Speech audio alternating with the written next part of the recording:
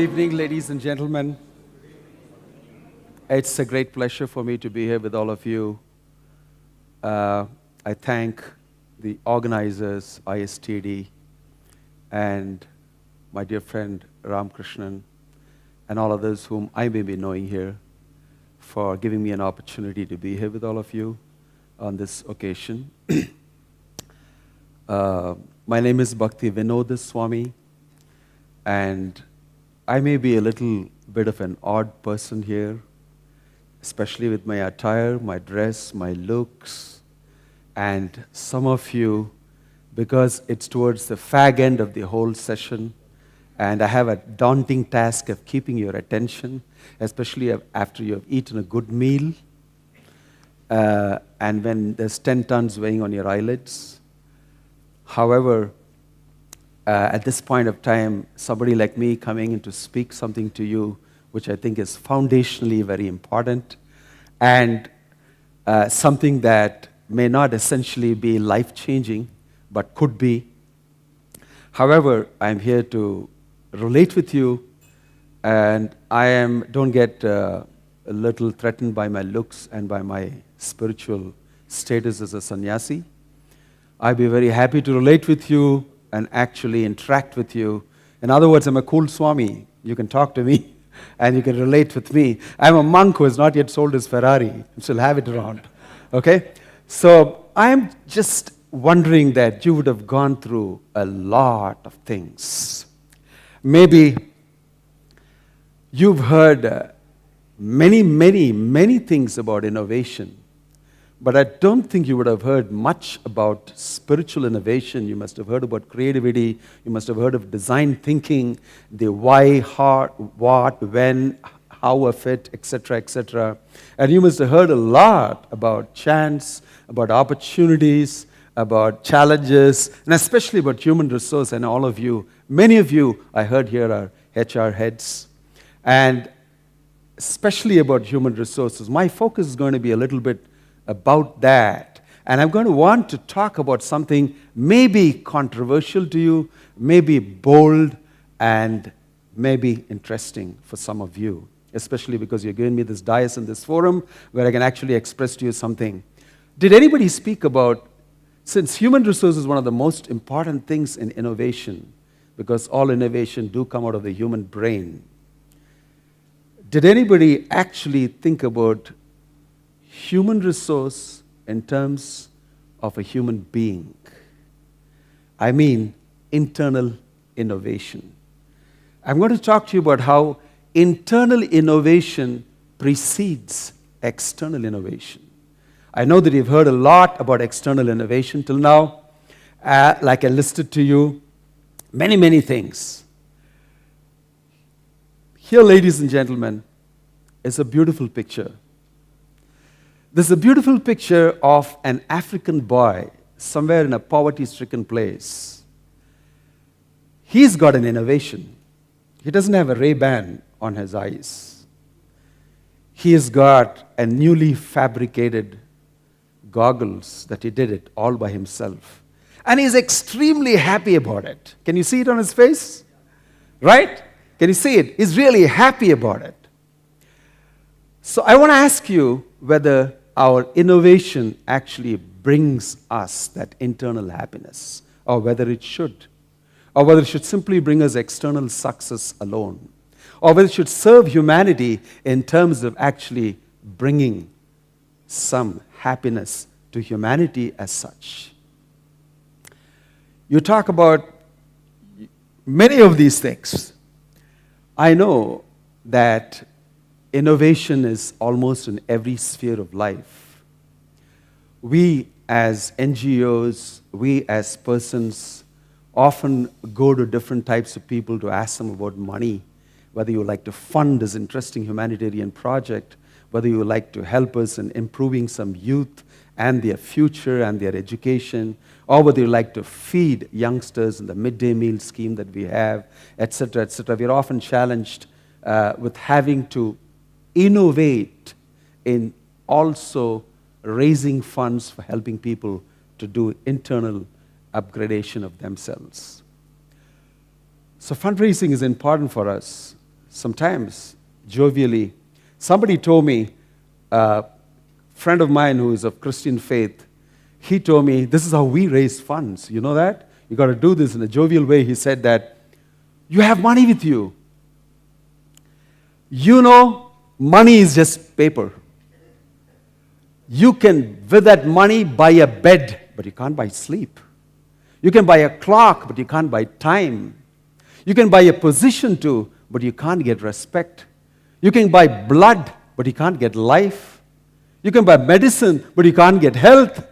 You see, life is like that. Money doesn't bring you happiness. I'm telling you this, my dear friend, simply because I'm a good friend, I'm telling you this. Just give me all your money and all your suffering I'll undergo for you. Cash only. No bitcoins, no checks. He said, raise funds like that. I thought it's pretty interesting and very innovative, so that I'll speak about that to you. Innovation is in every sphere of life. Every sphere of life. I don't think that you can say that there is no innovation in many other spheres of life.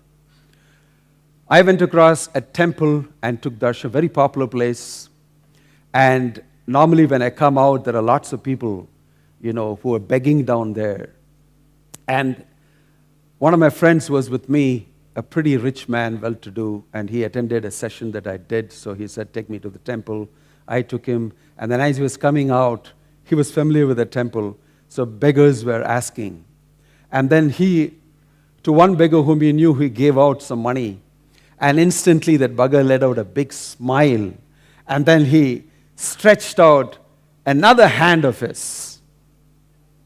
Just came out another hand. And then he said, hey, why are you spreading out another hand? Sir, Om Tat Sat, business is good. I've opened another branch. Innovation in begging. Ladies and gentlemen, innovation in begging. It's not only you and me and sitting here in a big conclave and discussing innovation. There's beggars' conclave discussing on how to beg better. Innovation is in every field. Don't think that we are the only ones who need to innovate. So I would say, why wouldn't we innovate in everything? Here is a famous painting, a famous Christian theological history that you can see, King Solomon. King Solomon was known to be a very wise king. Wonderful judgments and wonderful ruling, looking after his people, at the same time giving them edification, learning, education of all types. He was accosted by a strange problem.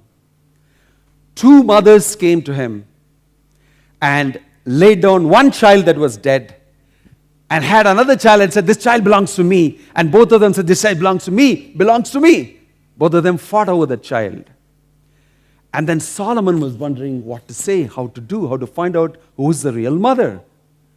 So Solomon, he ordered his soldier, cut the child into half and give one half to this mother and one half to the other mother. As soon as she said that, one of the mothers sprang up and said, no, don't do that. Let her keep the child. Then he said, you are the real mother.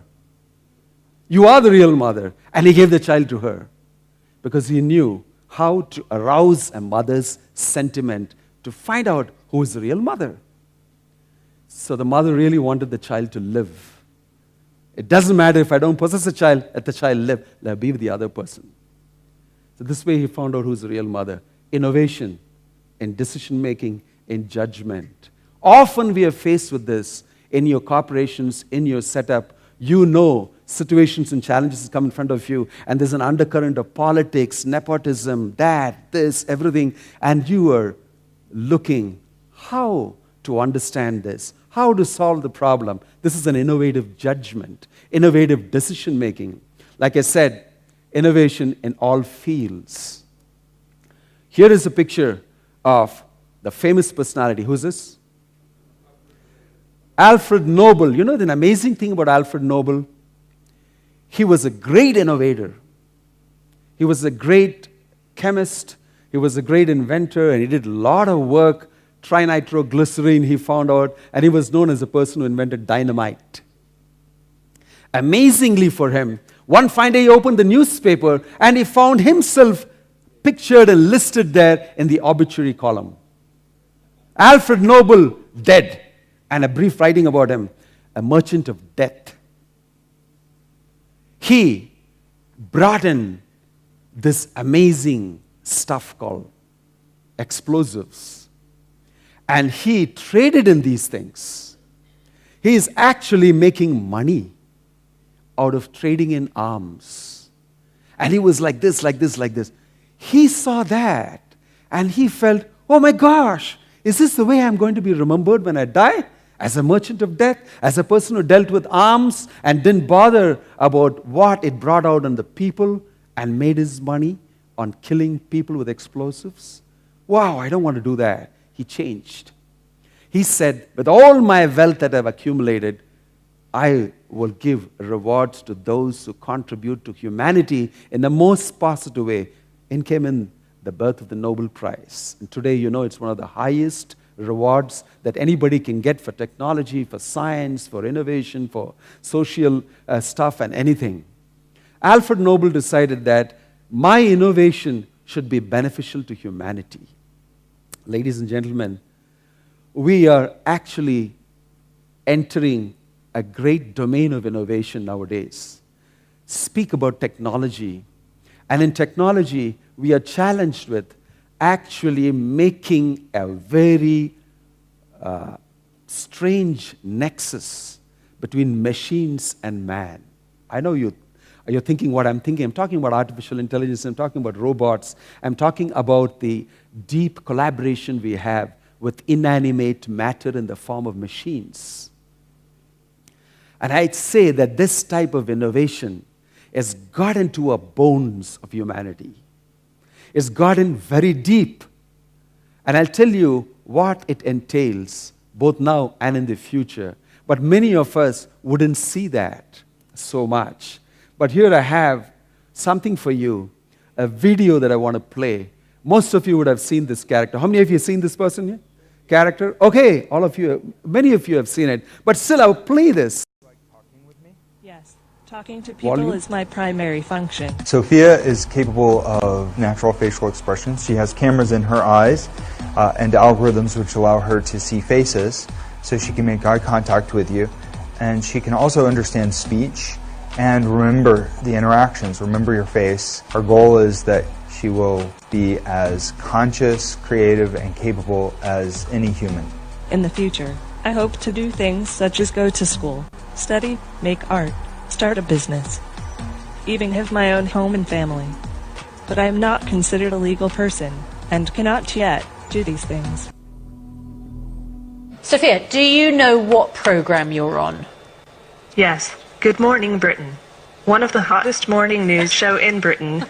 Welcome to Britain. What do you think of the country so far? I think Britain is brilliant. Splendid architecture, art, technology, and of course the people. What's the best thing about the UK compared to America, Sophia? I love your posh English accent. It really has a nice ring. Ask it. Are you single? I'm technically just a little more than a year old. A bit young to worry about romance. Quite right. Look at the smile! With a little God. So can you describe your ideal partner?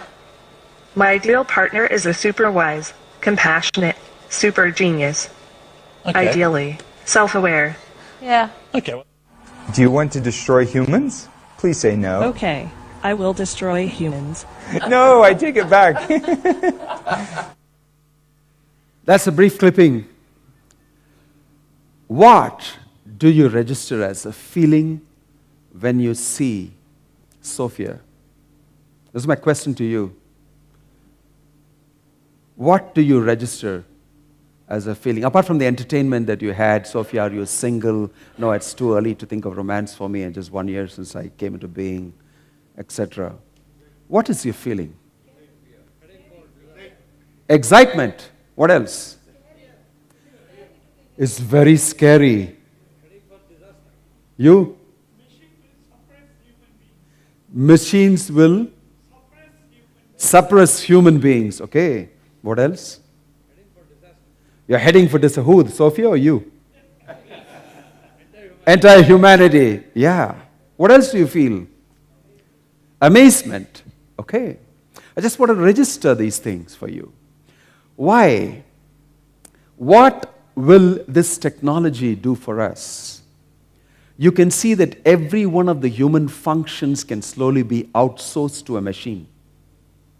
Sophia can do and say possibly at least simulate feelings. She showed her face, happy, sad, amazed, etc., etc. And she can do everything that a human being can do, right? In fact, she can do it over a period of time better than you and me can do. An important question comes in our minds. So who the hell are we? What's our function? With all the great innovation we are talking about, will the innovation actually overtake us? I'm sorry, the pointer is not working. I have to go back. Einstein said, it's becoming appallingly obvious that our technology has overtaken our humanity. Our innovation at no point of time should invade our personhood so much that we become a persona non grata. We are not significant anymore. Right? Do you think your innovation, if it reaches to that level, you'll be happy? You would not, right? So I'm just wanting you to give it a little thought. Where? This is a famous quote from the Bible. What profit of the man who gains the whole world at the cost of the soul? I just want you to reflect a little bit the way technology is going. Take up social media and how we are all connected all over the world and how it has actually affected our youth. This is postmodern era that we live in, and the postmodern youth, they are amazing individuals, many of them. But the way it has affected them, they take technology to be some of the most important functions that they should get into. And they live technology, breathe technology all the time. They use devices like nothing. And one of the greatest damages it may have done to our youth, you know better, I think, is that they have a very low threshold. And they are very quick in actually deciding and making judgments based on what they see in the digital media.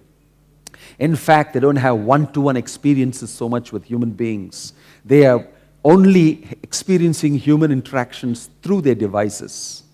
And already it has taken a dangerous toll.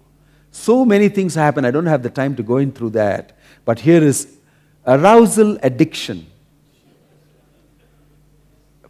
Professor Philip Zimbardo from Stanford, he did a lot of experiments on males and females in schools and colleges. And he found out that males are performing much, much lower than they should be. And females are doing better. He made a study of this. And he found out that females are topping, females are doing better.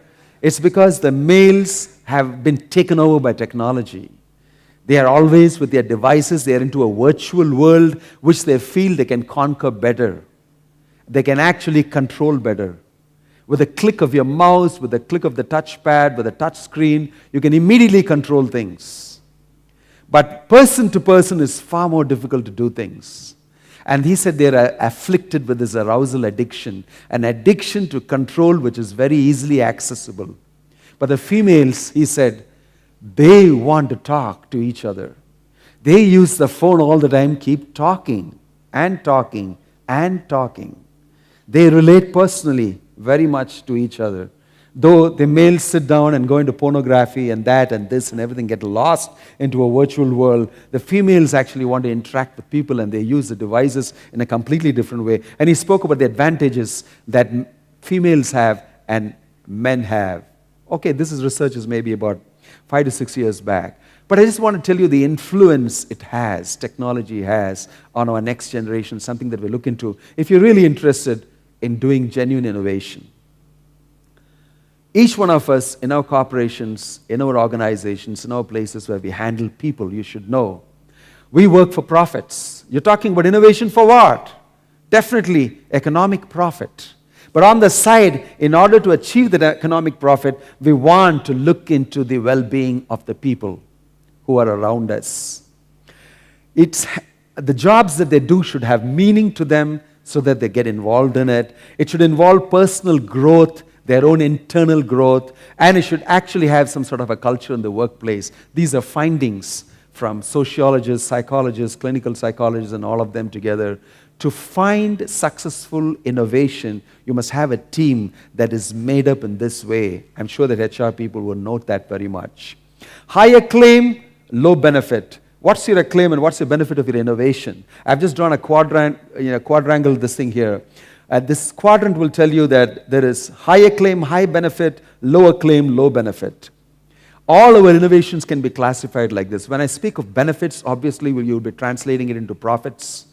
But I'm also speaking of benefit in terms of the people who work with you. In a sense, those people who work with you are human beings, my dear ladies and gentlemen. They are conscious, willing, feeling, thinking individuals. Human beings. They are not a resource for you to look into in a completely materialistic way and say, what resource can this person offer in terms of material aggrandizement, material profit, etc.? The moment you look at people as a resource only and not as conscious beings, maybe you're doing the greatest mistake in innovation. I think the word human resource is disparaging. It should not be human resource. It should be human conscious beings. They are people. They have feelings. They are willing. They are individuals. They relate. And I think that we should first of all pay value to human beings and not consider them to be human resource. And then you will see great innovation occurring. Some of the best companies in the world do that foundationally. Go to Google, go to Steve Jobs' place in Apple, and you will see that type of a value slowly springing up. You leave the people alone and give them their value as human beings, as individuals. They do the job of innovation. You don't need to press them for innovation. You don't need to squeeze them as human resources. Think about that, because the more we do that, the more we bring technology into the life, and the more we treat them as machines. You saw Sophia as a machine. She can do almost everything that you and me can do. So does it mean that I am equal to Sophia? No. Sophia does not feel. Sophia doesn't have emotions. She may show a face like having an emotion, but she doesn't have and she doesn't experience happiness, experience those emotions. Obviously, you know that, I know that. But if you land up treating people we have as human resource like Sophia, how much can you produce, how much can you do, then we make the greatest mistake. Ladies and gentlemen, we should not treat our people like Sophia. We should actually treat them as human beings. Otherwise, they'll have this type of mechanical relationships, mechanistic dealings, and it'll be a plastic human society with no love, no feelings. This is the essence of spirituality. If you want to talk about spirituality in innovation, first start treating people personally, individually, as beings, not as a resource. I am talking this to you not from my own mind, but definitely from my own experience with people. I counsel people all the time. I work with people all the time, and I also have a technical background. I keep up with the times. Like I told you, I am a different Swami. I keep up with what's going on. I find it extremely interesting to watch the sociology of humanity and the way it's moving, losing itself, losing its spirituality, losing its actual humanity. Here is David Chalmers, one of the greatest authorities on consciousness. Today, consciousness has become one of the most important topics in science, in world affairs, in sociology, in psychology, everything. Because it holds the key to understanding science, the living force, the human being, and everything that we do, reality of this world. So, David Chalmers is speaking about the fact that we know we are conscious, we have experience of consciousness, we are all conscious human beings, but we cannot explain that through science and technology, and we are dying to do that. So many scientists are actually becoming frustrated because there's progress in technology, but science has not progressed. In understanding the truth and reality, there indeed is innovation requirement, because we need to know who we are, and then only can we treat others respectfully in that way. This essentially is a foundation of spirituality. Understanding that each one of us is a spiritual being, willing, feeling, conscious, thinking human being, not a machine like Sophia. And therefore, ladies and gentlemen, we are charged, each one of us here, with a cultural and spiritual responsibility, which I call the new CSR. You should actually culturally and spiritually be responsible for your wards and for the people who work with you. This is real humanity. This is real humanity. And if we can do that, then we will do a lot in this world in terms of innovation. You see. So like I told you, I'm giving you the essential core. There's a lot that I would like to speak. But like George Burns said, a good talk has got a good beginning and a good end, and both of them are very close together. It means that you take less time. But I have very little time here to express a very deep and foundational understanding of what innovation and spirituality would really mean. I would say we should wake up to the understanding that we are human beings and not human resource. Looking at people as conscious living beings who have emotions, feelings, individuality, and who are essentially spiritual foundationally. That is the great tradition of this country. And this country's tradition doesn't mean there is no technology and there is no science and there's no... In the past, you will see in all the references in great scripture and everything that we have, there is immense technology involved. Complicated technology involved. But side by side, there was great value for human beings. There was great value for spirituality. And all religion rested on the foundational spirituality that they knew each other as being spiritual beings and having a supreme spiritual personality whom they knew as a creator and from whom everybody comes. I don't want to delve into the depths of those things now for fear that I would be considered to be very religious and less secular in this talk. But if you meet me separately, I can talk to you more about the science of spirituality, how far we can go with it, and what we can do. So ladies and gentlemen, allow me to introduce you to Bhaktivedanta Swami Prabhupada, the founder of the ISKCON movement, International Society for Krishna Consciousness, for which movement I've been involved for more than 25 plus 30 years nearly. He was an amazing innovator. Amazing innovator. The first person to have marketed understanding of deep spirituality from the ancient Indian Vedic tradition all over the world. And this is one of the most difficult things to market. And he marketed in every place in the world in the same way. Because he had a deep, proper understanding of the truth. No fanaticism. All-embracing, all-encompassing explanation, wherein everybody of any faith, any religion, any philosophical understanding could vibe with him very nicely and go into him and understand what he's saying to be foundationally true. When Srila Prabhupada came to UK for the first time, his disciples were already there, and they had got in touch with the famous George Harrison of Beatles, and therefore everybody knew that Beatles has got a guru, Bhaktivedanta Swami Prabhupada. So they were waiting to see him. So when he arrived at the airport, there was a huge crowd of the media people, all the TV channels and all the newspapers and magazines, everybody had come, and they accosted him, and the first question they asked him is, why are you here in London? What do you want from UK? So Srila Prabhupada, with his very classical mischievous smile, he cooled down and he said, when you were in India, you took so much from India, right? Many, many things you took from India, but there's one thing you forgot to take. I brought that for you.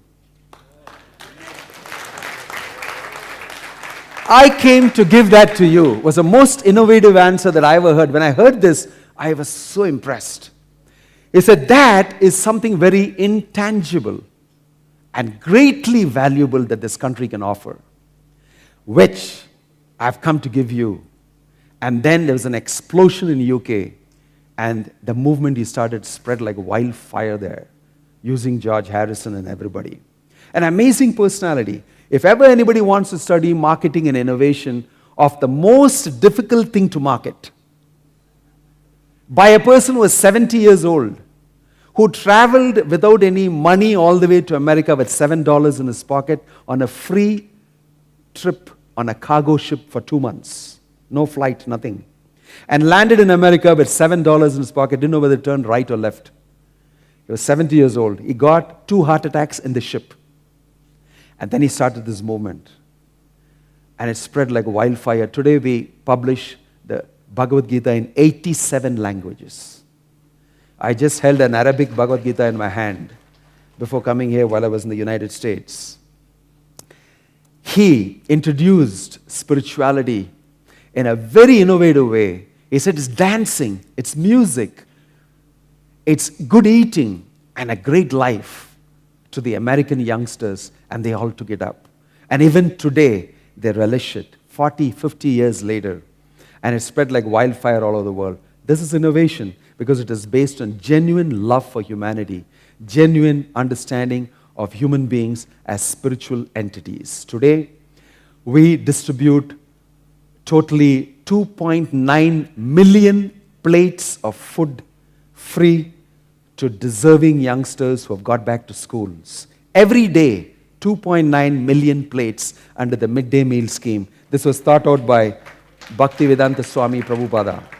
Because of his genuine love for many people, one day after a feast in the temple, after a festival, he washed his hands and looked out of the window and he saw a lot of poor boys fighting with dogs near the garbage for remnants.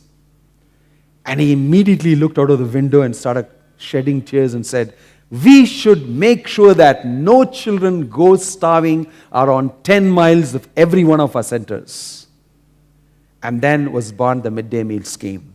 So today, ladies and gentlemen, you know that there are hundreds and thousands and lakhs of children who have come back to school because they get the most nutritious meal, highly hygienic, mechanized, wonderfully done.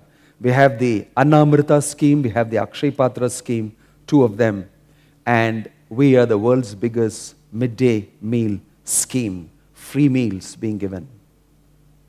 All this innovated under the aegis of Bhaktivedanta Swami Prabhupada. So ladies and gentlemen, what I'm trying to say here is, I'm trying to say that the human being is very important. He's the central focus of all innovation and everything. And he's not just human resource. And we should actually try to plug that inside our innovation. Conscientious innovation is what we should look at. When I say this with great feeling out of years of experience of dealing with people who are very successful in the outside world, who come and cry to us about their internal realms and how they are devastated inside but very successful outside. Talk about innovation with morality. Talk about innovation and ethics. That's just for a different time and place. But I'd like to tell you that in every score of life, we need to think about these things deeply, and especially each one of you as to innovate from within you. Innovation in spirituality is actually some sort of an oxymoron. It's not really. There's nothing like spiritual innovation because spirituality is the absolute truth about yourself. Just like there's no innovation in the sun rising in the east every day or setting in the west every day. There's no innovation that can be done. It's an absolute truth that the sun rises. It's not that in the night you don't see the sun, it won't rise. It will rise again. And in the same place, in the east. And there's no innovation that can go about it. Similarly, ladies and gentlemen, we are all spiritual beings. And there's no great innovation that we need to do. The only innovation we need to do is how to present this innovatively to everybody. The truth need not be innovated. Relative truths get innovated. The world changes at a rapid pace, and therefore we need to speak the truth adaptively, appropriately, relatably, and relevantly to people.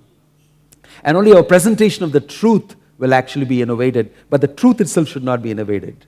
Just like in Sophia, the video that you saw, human stuff is being taught to machines. It's called deep learning, machine learning. But whatever you may do, you can never invent a human being because he's a conscious individual personality. Consciousness doesn't come out of matter. Consciousness is originally spiritual.